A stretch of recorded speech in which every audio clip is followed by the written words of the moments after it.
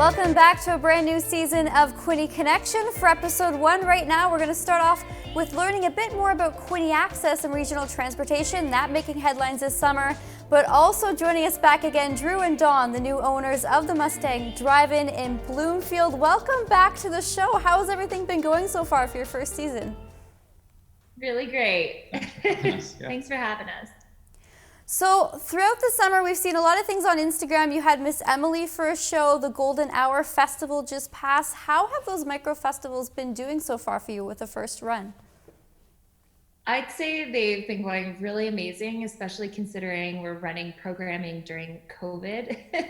So I think what's been really awesome is we've been able to provide an opportunity for experience for people while keeping them safe within the comfort of their own vehicle.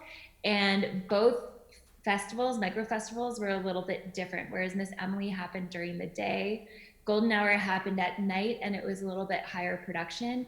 And then on deck, we actually have the Regent Theaters presenting Cue the Funk in this streaming collaboration with the Mustang. So we're trying to hit everyone at different avenues in terms of their comfort level as it relates to consuming a concert this season. Yeah, so for the upcoming Cue the Funk show, they'll actually be playing live at the Regent Theater, but they're not able to have a live studio audience there, so we'll have people here experiencing the music live streamed down the road from the Regent. So just trying to bring festivals to people in a totally different way.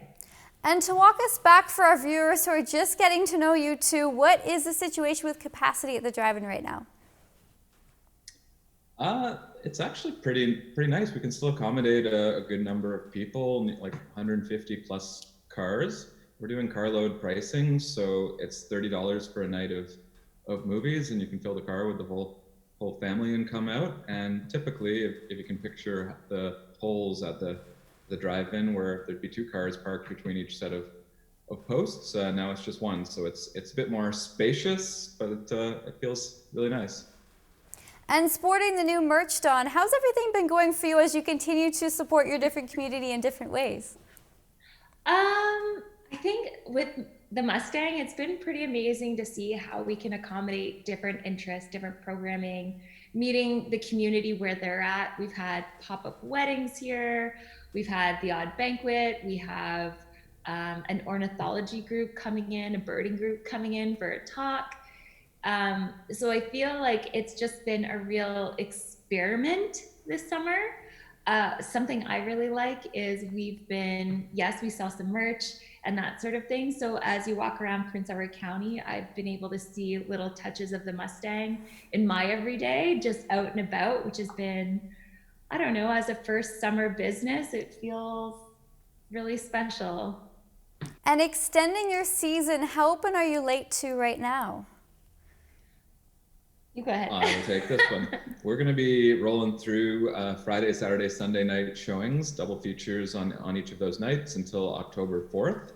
And it's exciting now. We've got some new content coming out after a summer of no studios releasing new movies. We've got some pretty huge ones out with Unhinged, the new Russell Crowe movie, and Tenet, the new Christopher Nolan, kind of the biggest blockbuster movie of the year, is finally out in theaters, so people can come see it in a safe environment here. And we'll be showing those until October 4th, that weekend. And then we take a break for a few weeks, and then we're going to have a special event the weekend of Halloween. It's a Saturday night, the actual Halloween evening this year, but we're going to do a Friday and Saturday night movie spooktacular. Name is a work in progress still, yeah. But that's going to be movies and some extra fun stuff that we're doing to keep folks entertained. Nice. Yeah, we've seen some hints about that on your social media a couple days ago. Any kind of titles you're leaning towards or kind of themes to make sure it's all inclusive for everybody?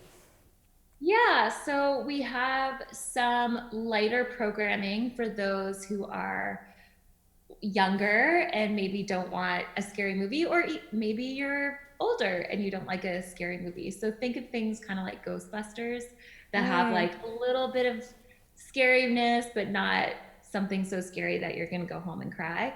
And then it gets progressively scarier. We've got a lot of titles that people have recommended online.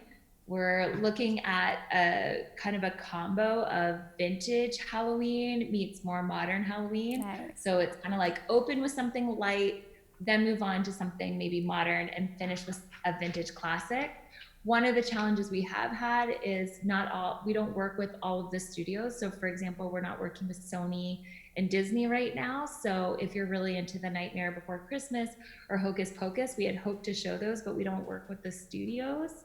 So we will have some fun ones for kids. Paranorman is on the list, which I think is pretty cute and a little bit scary. So Beetlejuice action. Yeah, and then some classic horror films, but it's still a bit of a work in progress now. We haven't booked fully yet. Dialed in the next week or so. Stay tuned. What studios do you normally work with consistently? We've worked with some indie producers, like what we just did with the last blockbuster, Universal, Paramount, Warner. We've worked with Mongrel Media, VVS as well. E1 Entertainment. We do actually work with Sony, just to correct one of those things. It's Fox and Disney. We're not currently showing any of those films, but Sony, Universal, and Warner are the big ones, and Paramount, and then a handful of indie studios as well. And through the summer, you've had quite an amazing team surrounding you. We got a glimpse of that as Kojiko was invited to go down to the drive-in last month. Talk about your team, Dawn and Drew, and how they've really been able to assist you this summer. How big has your team been?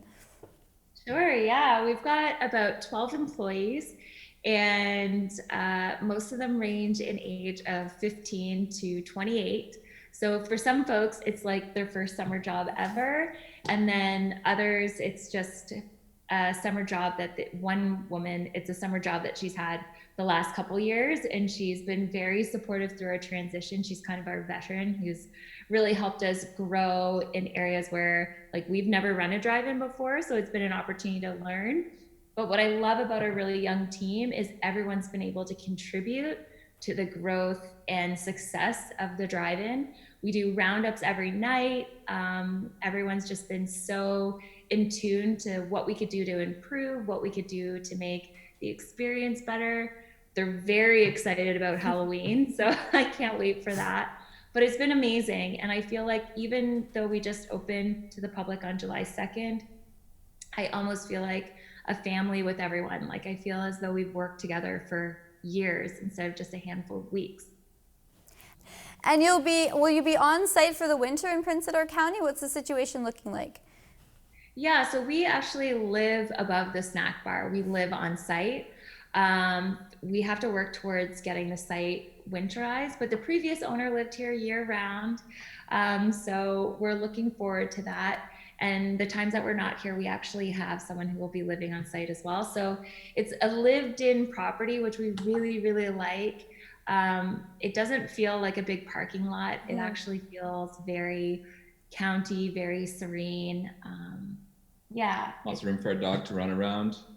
And we foster dogs. So we're getting a foster dog in October. So she'll be our 19th foster dog. So it's a great space to just be and relax at the end of the season. It'll be weird not to have all of our staff here and hosting events every night, but I'm really looking forward to a little bit of downtime. Yeah, so Dawn, Drew, as we continue to wrap up here, just one more time, guys, if you wouldn't mind just running us through the movie lineup for this week.